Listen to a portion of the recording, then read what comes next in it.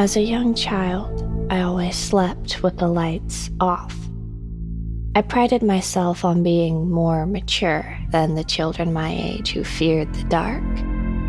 My first floor room was directly in the middle of an alley just outside, and barely any light ever filtered through my windows. Still, I didn't mind. I wasn't some baby who needed light to sleep. I was a fully grown, extra mature 6-year-old girl. The first night I saw it, I barely understood what I was looking at. I laid there on my bed, illuminated by a sliver of silver moonlight, staring into the pure darkness of the corner of my room. That corner had always fascinated me.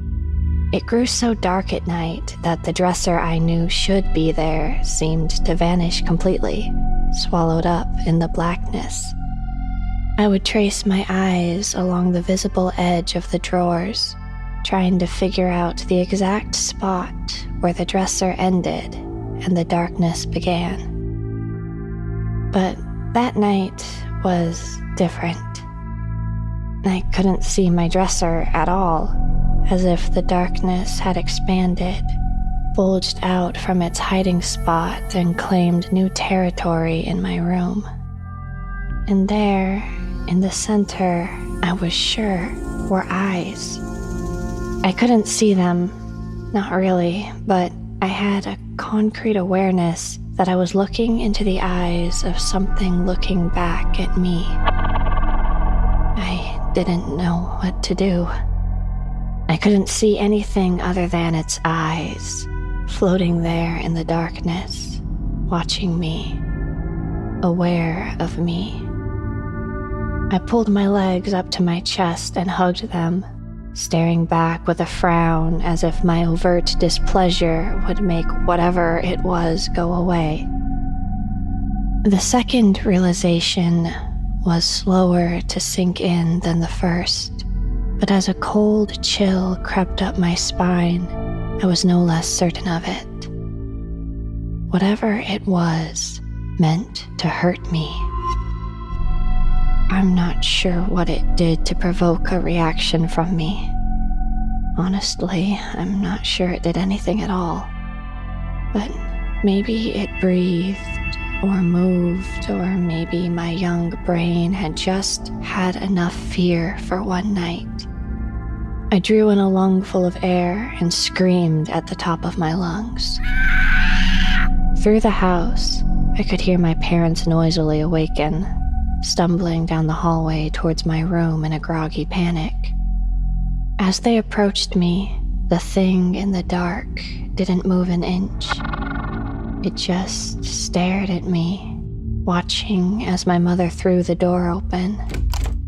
Light from the hallway flowed into my room and banished the darkness, revealing my dresser sitting there just as I would expect.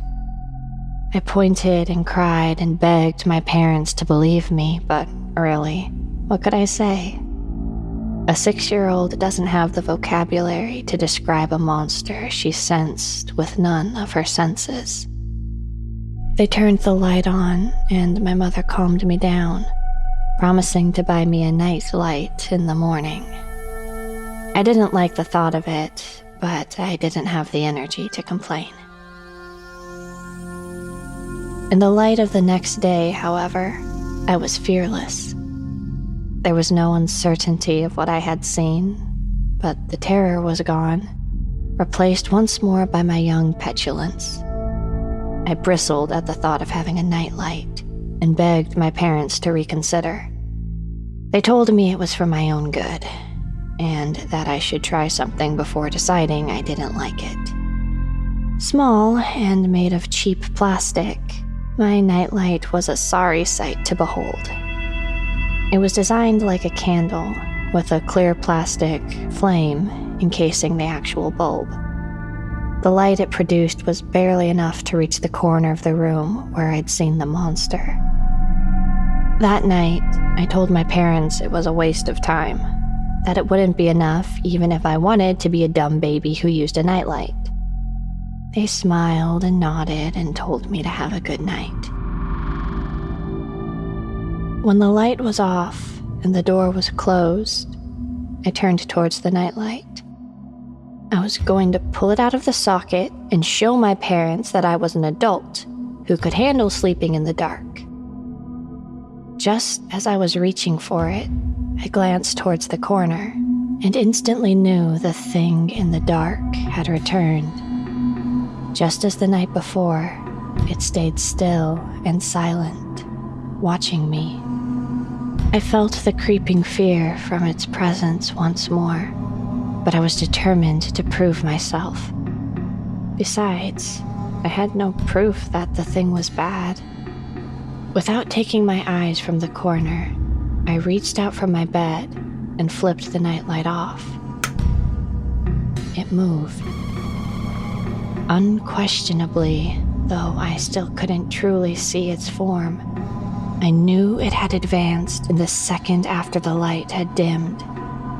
It stopped just at the edge of a streak of moonlight, weaker now as the moon was waning. I practically leaped out of my skin, screaming and throwing the switch back, grateful for whatever meager light the nightlight could provide. The thing in the dark retreated backwards again, hovering at the edge of its lightless domain. It was then that I noticed the thing not only seemed to dwell in the darkness, but to surround itself with it. The nightlight's illumination stopped as it neared the corner. The dimming effect wasn't too powerful, but it was plain to see. From then on, the thing in the dark appeared in my room every night, without fail. It would sit in the corner and watch me, getting as close as the light allowed. Sometimes I would try sleeping with the light on, just to have one night where I didn't lay awake for hours, but it wasn't much better. I resigned myself to just living with it. Don't get me wrong.